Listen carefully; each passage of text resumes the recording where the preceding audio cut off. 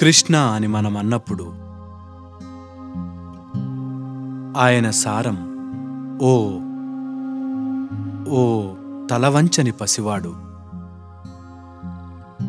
ఓ అల్లరివాడు, మంత్రముగ్ధుల్ని చేసే వేణుమాధవుడు, సొగసైన నర్తకుడు, సమ్మోహపరిచే ప్రేమికుడు, సూర్యుడైన సైనికుడు, కర్కసుడైన యోధుడు,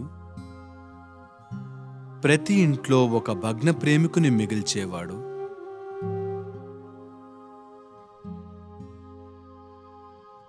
వివేకుడైన రాజనీతిజ్ఞుడు, ప్రభావశాలి, ఒక పెద్ద మనిషి, ఒక ఉత్తముడైన యోగి, ఇంకా ఎంతో వన్నె కలిగిన అవతారం. రకరకాల వ్యక్తులు రకరకాలుగా కృష్ణుని చూశారు, అర్థం చేసుకున్నారు. ఎంతో మంది ఎన్నో రకాలుగా అనుభూతి చెందారు.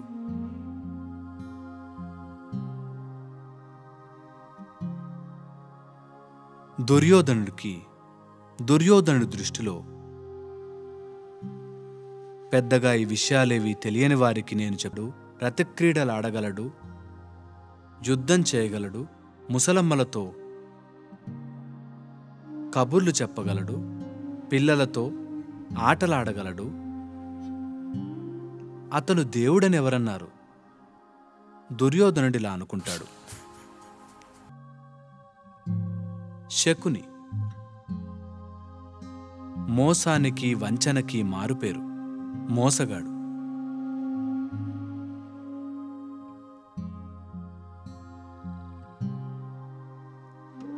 శకుని ఏమంటాడంటే, ఆయన దేవుడనే అనుకుందాం, అయితే ఏంటి? దేవుడు ఏం చేయగలడు? దేవుడు తనని మెప్పించే భక్తులను మాత్రమే మెప్పించగలడు. ఆయన దేవుడు అవ్వనివ్వండి, నాకు అతడు నచ్చడు. నీకు ఎవరైనా నచ్చనప్పుడు వాళ్ళని పొగడాలి. ఇది మోసం.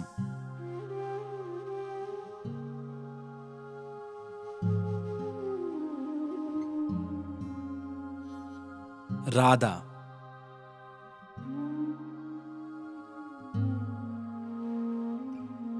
కృష్ణుడి చిన్ననాటి ప్రేమిక, ఒక పాలపిల్ల, అమాయకమైన పల్లెపడచ్చు. కాని ఆవిడది చెదరని ప్రేమ, భక్తి. తాను ఎంత గొప్పదైందంటే ఆవిడని తలవకుండా కృష్ణుడిని తలవలేం. మనం కృష్ణ రాధే అనం, రాధే కృష్ణ అంటాం.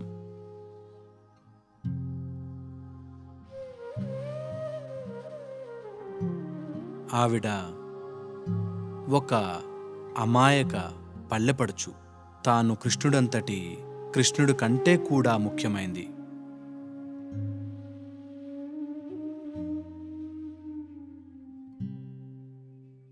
ఆవిడిలా అంది, కృష్ణుడు నాతో ఉన్నాడు,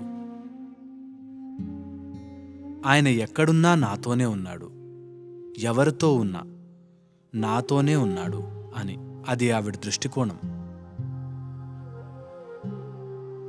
వైనతేయుడు,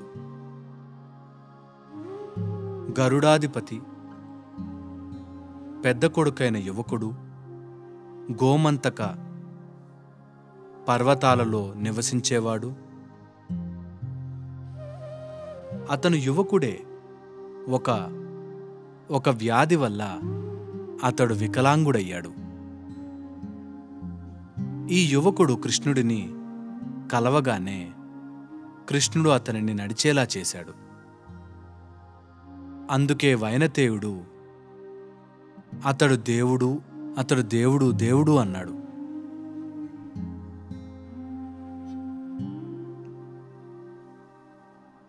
అక్రూరుడు కృష్ణుని మేనమామ, ఒక జ్ఞాని, సాధువు వంటివాడు.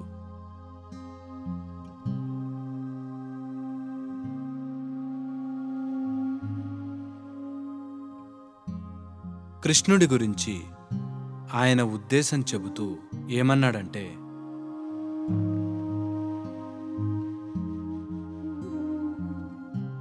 నేను కృష్ణుణ్ణి చూడగానే ఈ చిత్రమైన పిల్లవాడిలో నాకు సూర్యుడు, చంద్రుడు, సప్త నక్షత్రాలు చుట్టూ తిరుగుతున్నట్టుగా అనిపిస్తుంది. అతను మాట్లాడితే ఆ స్వరంలో అనంతం ధ్వనిస్తుంది.